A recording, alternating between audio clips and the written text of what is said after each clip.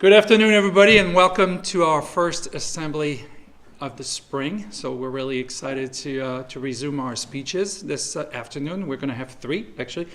We're going to start hearing from Charlie Avalone, then we'll hear from Mitty Kevudekin, and then Cyrus Solju. Let's give them a round of applause.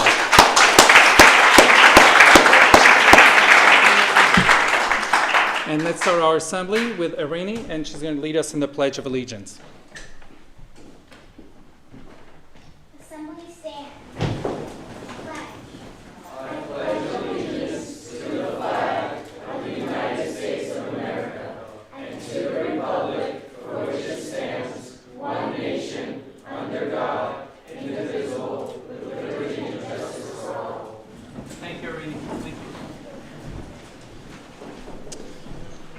So please join me in welcoming our first speaker this morning, Charlie Avalone.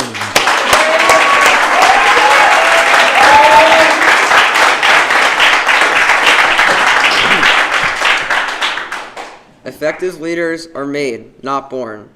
They learn from trial and error and from experience. Good afternoon, Dr. Joel, Mr. Kriebel, Mrs. Lyons, faculty, staff, and my fellow students.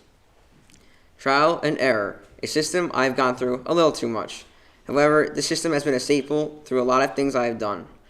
As we all know, you will never get to things on the first try, unless it's really easy.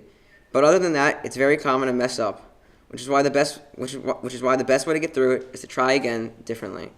Even right now, I'm giving my speech right now that I completely rewrote at 10:30 this Tuesday night.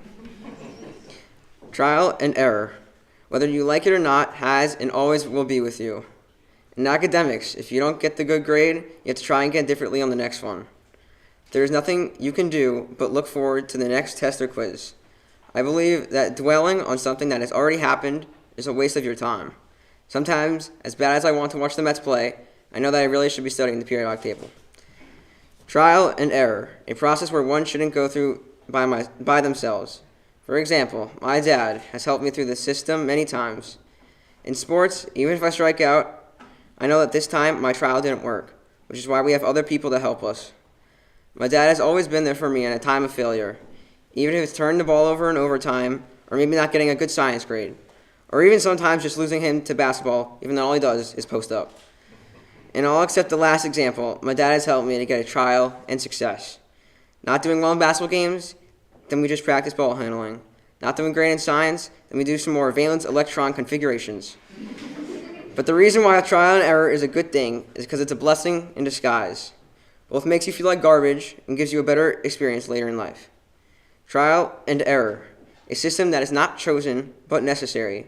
I don't know where I would be without error, because the best way to get better is to fail. I know it sounds very, very corny, but we do really learn from our mistakes.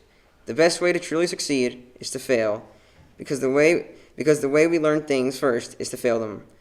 I can assure you that Russell Westbrook has missed a three-pointer before, and that lots of people have failed before reaching their ultimate goals. For example, Sir James Dyson failed 5,126 times in trying to make the perfect bagless vacuum, before on the 5,126th time, he finally reached the perfect bagless vacuum. Overall errors will make you a much better person and a much stronger leader. But now as I end my speech, I will leave you all with this. The best way to succeed is to fail. And as Thomas Edison once said, I have not failed. I have just found 10,000 ways that will not work. Thank you.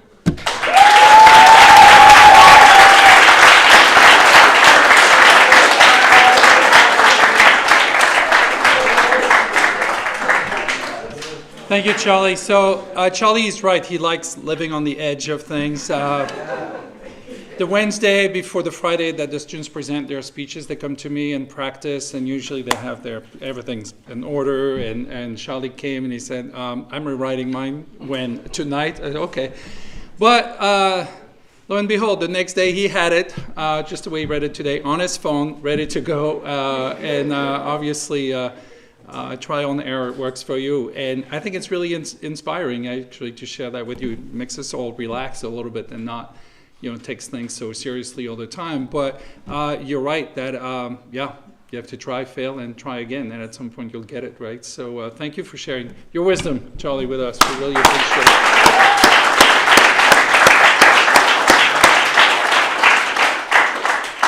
So let me introduce Charlie's family who is here. So let me start with his grandma. Let's give her a round of applause. And she's already told us she'll be here for her last grandparents' day at Buckley. So we're very excited to welcome you. Then we have Charlie's mom and dad. Let's give them a round of applause as well. Good things to have inspired Charlie with this philosophy and approach to life. I think it's really effective. And last but not least is a big sister, Buckley class of 2018, Erica. Let's give her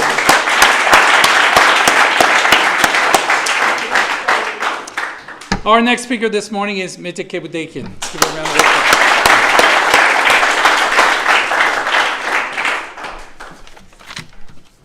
We need to do a better job of putting ourselves higher on our own to-do list. Michelle Obama. Good afternoon, Dr. Joel, Mr. Kriebel, Mrs. Lyons, faculty, staff, and my fellow students. I've been at Buckley for a long time, and when I was in my last year of lower school, I knew what to expect from upper school. More work, harder classes, a longer day, everything that made upper school upper school. But after a normal year, 5th grade, 6th grade was definitely unexpected for all of us and had a lot of changes at an overwhelming pace. We were all thrown into quarantine and stressing over being prepared for the next 2 weeks in our houses. We had to get used to this new normal of not being in the classroom with a teacher and all of our classmates every week. Although this wasn't ideal, many people learned to think of the person standing next to them more often. But throughout all of this, we never had time to care for ourselves. Of course, we all want to be physically healthy, and it's always taken into consideration when talking about health. However, mental health is rarely mentioned. Caring for ourselves is probably one of the most important things we can do. We have been to advisory lesson after advisory lesson and health class after health class about our mental health, and in all of those classes, it's never truly emphasized to us how important it really is. The school year is probably one of the most stressful times, and having a global pandemic around doesn't help. It's so easy to find yourself spending an exorbitant amount of time studying for quizzes, tests, and doing homework. Plus, most of us have outside of school sports, which usually goes into the later night. It seems impossible to get all your work done, but sometimes it's way more important to just take a break from everything and take time for yourself. I've caught myself making it a routine to come home late from school and end up staying up way later than I should to get every assignment that's due the next day done. Even though I know I shouldn't be doing this, I didn't want to bother with my teachers with the idea of an extension. This is a perfect example of what not to do. I knew my teachers wouldn't mind giving me as little as a one-day extension for a homework assignment, especially with a valid reason. I just hated the idea of bothering someone for a reason I found dumb or unreasonable. So I ended up staying up past 12 almost every night finishing homework. This was a terrible idea because instead of being 100% for school the next morning, I was exhausted and unattentive in classes the next day. Even if I didn't get an A+ on every assignment I was ever given, that will not matter much in the long run. We shouldn't be neurotic about this to the point that it's affecting us and other people. I'm not saying grades don't matter at all or that you should never spend any time or put effort into anything school-related, but what I'm saying is that our grades do not reflect who we are as people. We shouldn't be thinking of grades as what makes us who we are. We are so much more than a letter on a piece of paper.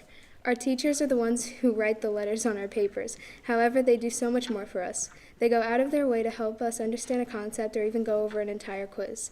They are always willing to help us, academically or not, even when they barely have time. This can improve our mental health a ton. I think we should always take opportunities to give ourselves a break. We should not have to worry or feel guilty about prioritizing ourselves. Thank you.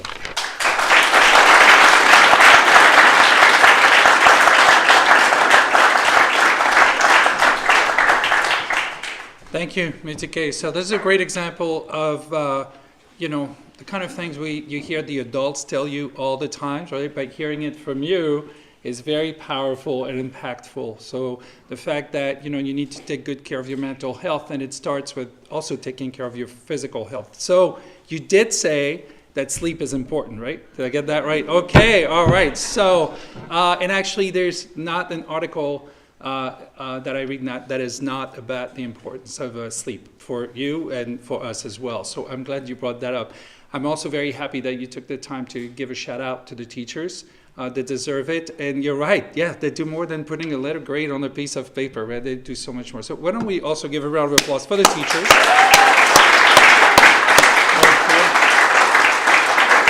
And for the very, very good piece of advice that we heard from Mitike today. Thank you, Mitike. That was terrific. Let me introduce a family friend slash aunt, Lynn. Welcome, Lynn. And Antika's mom, Florence.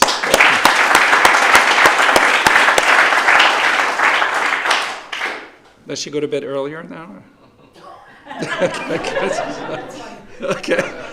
Our last speaker this morning is Cyrus Solti.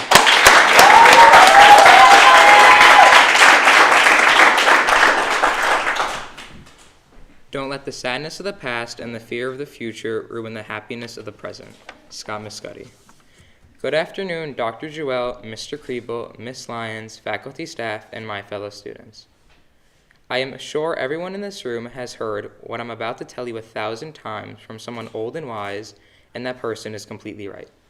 I myself did not believe it until my aunt emphasized this lesson through her final wish. Time is the one thing everyone wants, but once they get it, they waste it or don't know what to do with it. Time is the most independent variable ever. It will never stop turning or ever go backwards, so in life, you have to try your absolute best to keep up with it, because you never know the good days until they're gone. When I got COVID last year, I did not really think much of it. I mean, of course, I knew the current state of the world, but I did not feel as if I would really get that sick, until I did. By day 6, I was taking Regeneron by an IV and getting hospitalized. Now listen, getting told you have pneumonia forming in one lung, then taking Regeneron for it, feels kind of weird as a 13-year-old. But my uncle's experience was 10 times worse. I have only really heard the horror stories because we were sick at the same time, and I never got to see him firsthand, but trust me, it sounds awful. For starters, he was in the ICU for roughly 10 days with pneumonia in both lungs and having to take remdesivir to treat it. Thinking back on my family's COVID experience, I learned that time will always keep going no matter what. My friends were still all attending classes, and the TV was filled with different news channels still talking about the chaotic global pandemic, all while I was hospitalized. Once I got home and recovering, I started fully processing the fact that my Aunt Iran had passed away just 5 days before I got COVID. My late aunt was quite honestly one of the toughest people I have ever known. She beat cancer and lived through 5 years of kidney failure. But despite all that, she always stayed positive. Over time, my aunt naturally got sicker and sicker until one day it was just too much for her body and she ended up passing away. Sadly, I never really knew her. I mean, I saw her at family events and whatnot, but I don't really remember her vividly. At my Aunt Iran's funeral, everyone was talking about the marks she left on them, but I could not really connect with any of that. Of course, I remember what she looked like, but I do not remember what she sounded like or her laugh, which is supposedly very funny. But I do remember when my mom told me and my sister, "We have to go see Aunt Iran, she's been waiting to see you," and my response would be, "I can't tonight, I have a science quiz tomorrow," or something along those lines. Eventually, time caught up to us, and I never had the chance to see her. There was always something else I felt I had to be doing instead. So even though it is important to study for a science quiz, when my aunt passed away, I learned that sometimes we have to take a step back and look at the bigger picture. There will always be another quiz to study for, so we need to make sure we take a few minutes out of our day to appreciate the people around us, because you never know if you will have that chance again. Unsurprisingly, my aunt's dying wish was that all her nieces, nephews, grandchildren, children, and my whole family in general would spend more time together. So after her funeral, that's what we did. Her funeral was probably the first time we had seen everyone in over a year because of COVID, so seeing everyone felt new again, even in those bad circumstances. Everyone would go to each other's houses after that. We would proactively make decisions to see each other again. In fact, we all just bonded even more at my cousin's wedding, especially since that meant our family grew by another 20. At my cousin's wedding, I met some family members I did not know I had, including my newly acquainted family members.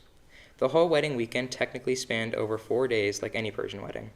I had so much fun, I lost 9 pounds just from jumping and dancing 24/7 for 3 days straight. Given that the wedding only happened 5 days before school started this year, I remember it pretty well, especially how carefree it felt. Normally, I would be stressed with the school year right around the corner, but I wasn't. I was fully in the moment with my family. Everything was perfect from the events to the hotel room. I did not let my mind wander to school and the stress that comes with it. I just kept having fun. Living in the moment is something I believe is vital for someone to stay happy in life, because instead of trying to run faster than time or be stuck in the past, you just keep up with it. Nothing more and nothing less. You don't have to stress yourself about the future when the present is amazing. Throughout all these experiences, I know one thing for sure. Take advantage of the time you get because there is never enough time to begin with. What this means is that you should never take the simplest things for granted. Just be in the moment. I do not want your pity for the events in my life that I just told you. I want you to go spend your own time on something more important in your own lives. Go spend time with family members you have not seen in a while, or try something new you have been wanting to try. Anything you feel you have been wanting to do or feels like the right thing, go out and do it. What's stopping you? Now, or live life to the fullest every step of the way. So now that you've heard it 1,001 times, I hope you really understand to never waste time and to do the special things in life. Thank you.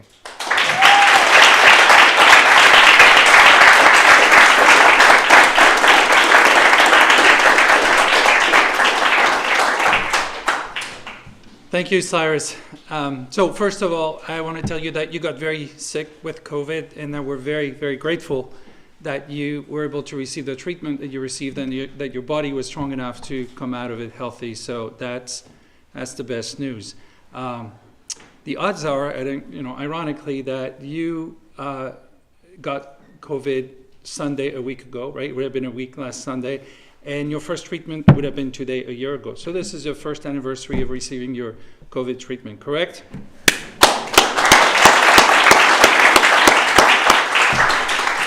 Very good. And thank you for reminding us about the importance of time, and all your speeches are very related in many ways. But that's something you can think about this weekend as you sort of think about how you spend your time, whether it's something that you will remember just the way Cyrus remembers it, right? I mean, when somebody gives you time, that's the only quantity that we never get back, right? The gift of time is the best gift you'll ever get. Everything else, you can get it back. But time, when somebody gives you time, you never get that back. So it's a real generous gift. So I just wanted to thank you for reminding us as we spend time to just make sure that we spend it wisely so that we have no regrets, right? Thank you, Cyrus.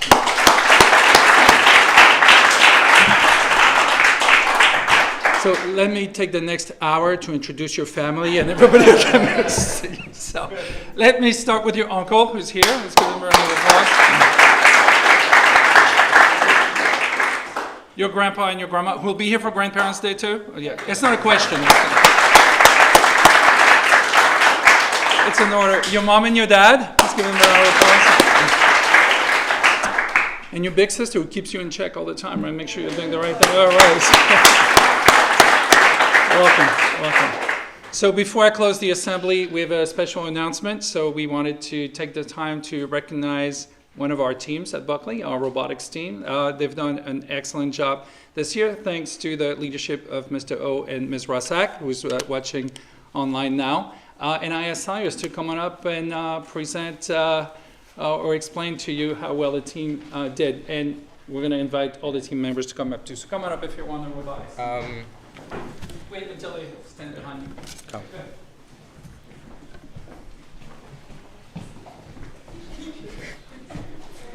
I want to congratulate this year's robotics team. Mason Lee, Kyle Lee, Mircha Manu, Max Joba, Michael Krish, and I recreated the robotics team this season with our amazing mentors, Ms. Rusek and Mr. O. Although we did not qualify for the next round due to some COVID setbacks in the competition, we did score second place in the overall robot design category.